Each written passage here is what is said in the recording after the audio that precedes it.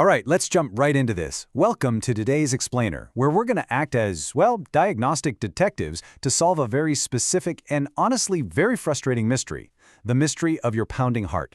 Have you ever found yourself standing in front of someone, your pulse is racing, your palms are sweaty, and you're just left wondering, wait, am I terrified of this person, or do I actually have a massive crush on them? It's a surprisingly common dilemma, especially if you lean toward being introverted or socially anxious. So today, we're going to completely decode the signals your body is sending you. Here is our quick diagnostic checklist for today. First, we'll hit the racing heart mystery, then fleeing versus getting closer, attention after the interaction, the no socializing test, and finally, the ultimate verdict, fear or care. Section 1. The racing heart mystery, and exactly why your body is sending you such confusing signals. So why is your heart racing? Well, for socially anxious folks, or honestly anyone who just gets a little shy, normal social contact can automatically trigger this state of high alert. Every interaction feels like a potential threat. And because of that, it is incredibly hard to tell if you're experiencing the butterflies of a new crush or literally the early warning signs of a panic attack. Your body is firing off all these alarms, but, it completely forgot to hand you the instruction manual on how to read them.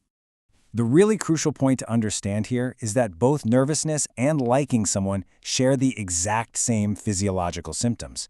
Literally the same. Your nervous system activates the exact same response for both. Your heartbeat speeds up, you get hyper alert to your surroundings, and yeah, you might start sweating. Your body sounds the same alarm bells, whether you're about to give a huge public speech to a crowd of strangers, or you're just talking to someone you find incredibly attractive. Moving on to Section 2, fleeing versus getting closer. This is where we evaluate your actual behavioral impulses. Since we absolutely cannot trust our heart rate alone, we have to look deeper at what you actually want to do in that moment. Social anxiety's core impulse is wanting to escape. If it's pure nerves, you're just terrified of saying the wrong thing, you dread the awkwardness, and your main thought is, please let this end right now. But if you like someone, that core impulse is a total 180. When you like someone, even if you are absolutely terrified, you actually want to approach them. You want to keep chatting. You have this underlying drive to get to know them, completely despite the nerves. Section 3. Attention after the interaction. Basically, what happens in your mind when they actually walk away. Think about the stark contrast here. If your reaction is purely social tension, the second that conversation ends, you feel this massive wave of relief. You're just like, phew, thank goodness that's over. And your brain totally moves on. If you swap that person out for any other random stranger, your reaction would be the exact same. But if it's a crush, that's a whole different ballgame. You're going to actively replay the details of the conversation. You'll eagerly anticipate the next time you see them. You'll wonder how they view you. You might even, and let's be honest with ourselves here, proactively fabricate totally fake reasons just to interact with them again. You also got to ask yourself about the scope of this reaction. Is your heart racing for everyone in a certain broad category? Like, do you get nervous around most strangers or authority figures or just generally attractive people? If so, that's likely general social anxiety.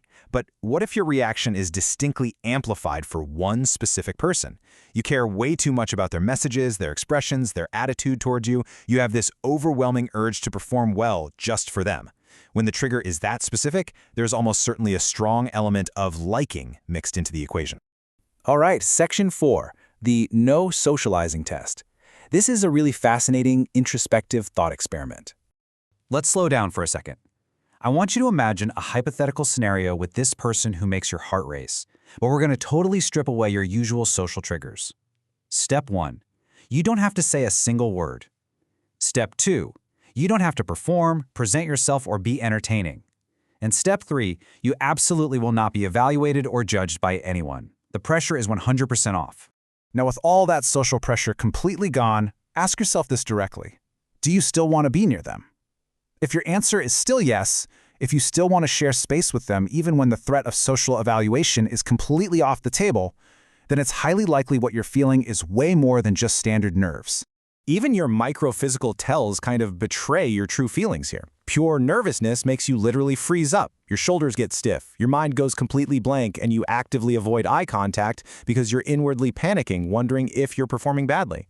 But affection operates so differently. Even amidst all those nerves, liking someone makes you unconsciously focus on them. You feel a sense of anticipation. You actually want to be seen by them. And sometimes underneath all that panic, you might notice you're secretly feeling just a little bit happy to be in their presence. And here is the really fascinating paradox. A lot of socially anxious folks fall into this mental trap where they think, I feel terrible right now, I'm so uncomfortable, so I must not like this person. But the reality is actually the exact opposite. Liking someone literally skyrockets your sensitivity to their judgment. Because you like them, you start to deeply care about what they think of you. And because you care, your fear of messing up or being evaluated poorly is totally magnified. Which brings us to Section 5, the final verdict, fear or care. Let's close the case on your pounding heart. The absolute biggest takeaway here is that it's rarely a simple either-or situation. Because caring about someone naturally amplifies your baseline anxiety, these two feelings, nervousness and affection, they frequently mix together. They exist simultaneously, completely tangling up your nervous system and masking your true emotions. You're not just feeling one or the other, you're feeling this messy, confusing cocktail of both. So the real distinction isn't whether or not your heart is racing. We already know that happens either way. The true test is whether you are ultimately afraid of the interaction or if you deeply care about the person right in front of you.